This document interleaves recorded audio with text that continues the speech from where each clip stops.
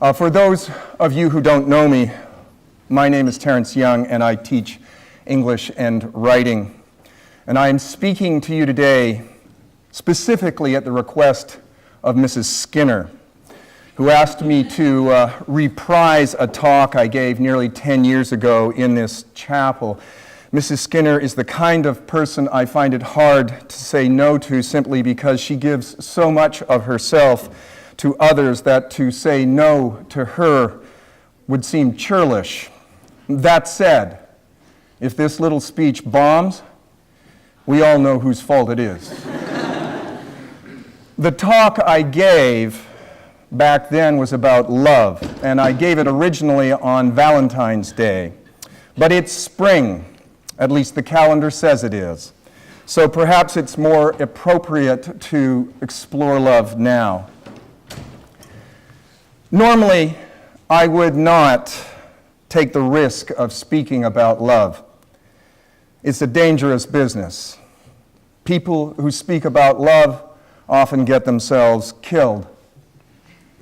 Gandhi, Jesus, even that old doofus John Lennon. If this were an English class, I would point out to you the definition of irony. But this is not an English class, thank goodness. The truth is that love seems to bring out the worst in people. I know it brings out the worst in me. Without going into any details, I'll just say that I behave very badly. I wrote the worst poetry of my life when I fell in love. It was awful stuff. You wouldn't even wrap a hamburger with one of those poems. There was a moon in every one, and stars and oceans and lots of doves. They were revolting. Lucky for me, we had a house fire in the 90s. And all those poems burned. I loved that house fire, which is also irony, just so you know. Love also brought out the worst in my parents. These were the people who dressed me in funny English clothes like a Burberry coat and flannel pants so other children my age would beat me up. These are the people who had made me eat kippers every Saturday for breakfast. In case you don't know, kippers are a kind of salted fish with 100 million bones, most of which managed to lodge themselves in my throat. These are the people who gave me Marmite instead of tea. In the fall, they handed me a shovel and told me to dig up the dahlias in the front yard and carry them into the basement. And in the spring, they handed me the same shovel and told me to carry the dahlias back from the basement out to the garden and plant them again. To this day, I have a fear of shovels. These are the people who told me when to sleep, when to get up, when to be nice, when to clean my room, and when to stop speaking nonsense at the dinner table. And whenever I had the courage to ask them why they tortured their only son so cruelly, they always answered that everything they did for me was out of love. They loved me, they said. And what is more, despite all evidence to the contrary, they told me my sister loved me too. This sister, who threw everything I valued, my crystal radio, my Roy Rogers lunch kit, my stuffed baby crocodile, out the third-floor bathroom window into a howling rainstorm, and then locked the front door when I went to retrieve them. This sister, who sold my 3-speed bicycle with headlight and rat trap to a friend for $5 because she was short of cash.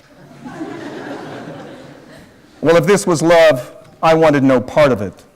And if God was love, as I had been taught at Sunday school, I knew the world was in for a lot of trouble. Chrissie Hynde, who wrote a lot of fine post-punk 80s rock lyrics, once said there was a thin line between love and hate. And she was right, at least as far as my sister and my parents are concerned. Maybe God too, because after all, what better source for truth is there than the lyrics of popular music? Think about it. Love is just a 4-letter word. All you need is love. Love hurts. I think I know what you're thinking, though. You're thinking, books. Well, let me tell you, love isn't everything it's cracked up to be in books either. One of the most celebrated books about love is Wuthering Heights by Emily Bronte. Quite a story there. One of the most famous scenes in the novel is when a character called Heathcliff learns that Catherine Earnshaw, the woman he loves more than anything else in the world, has just died.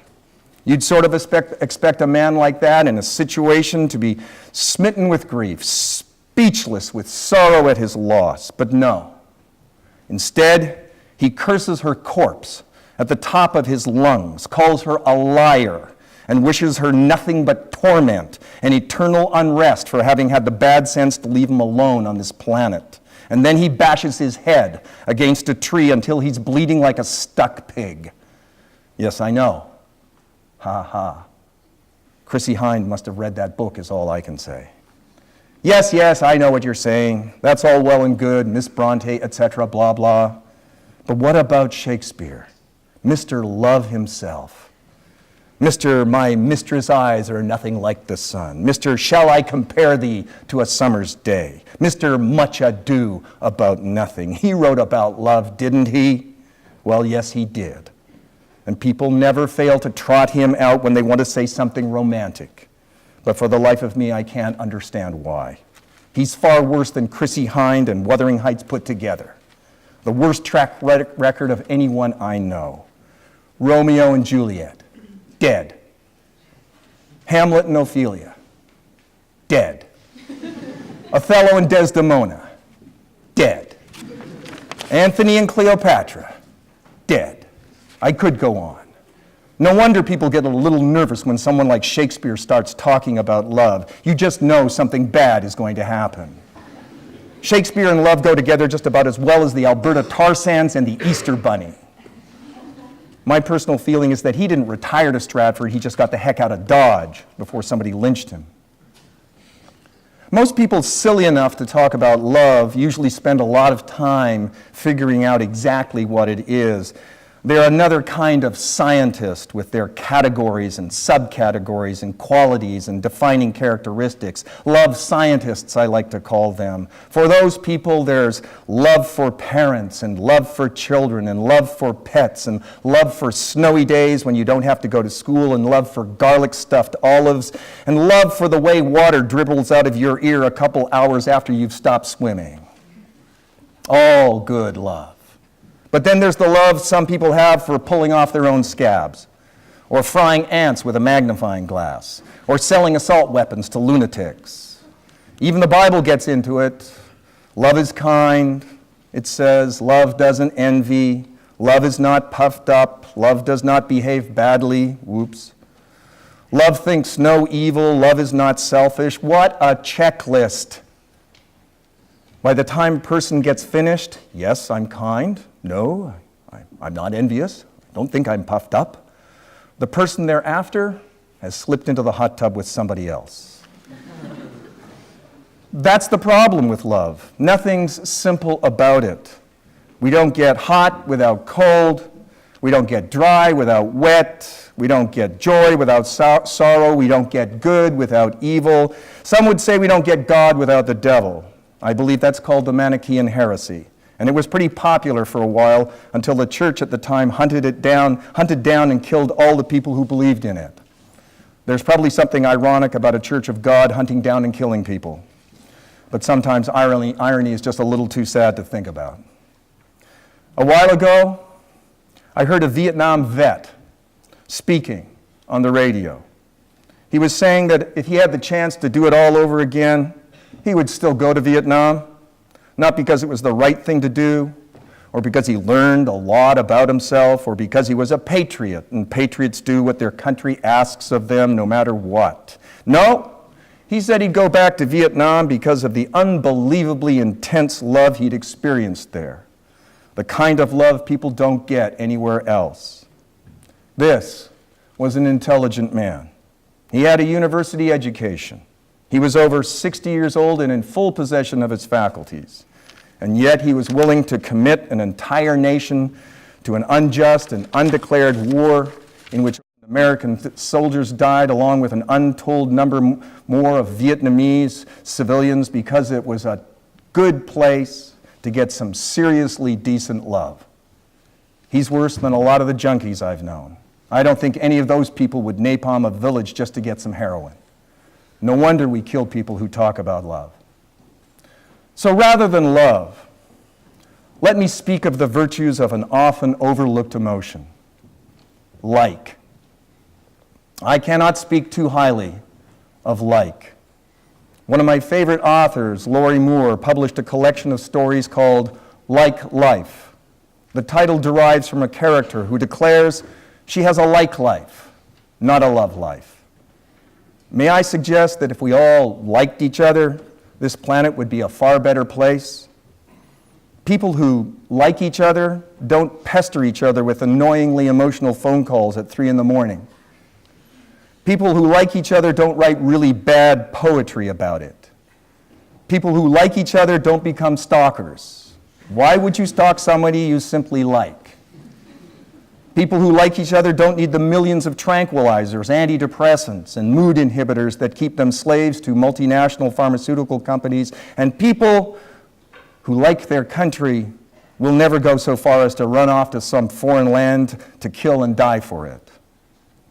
People who like each other are civil and don't bang their heads into trees or curse other people who have slipped into their graves. So let me conclude by praising the power of like.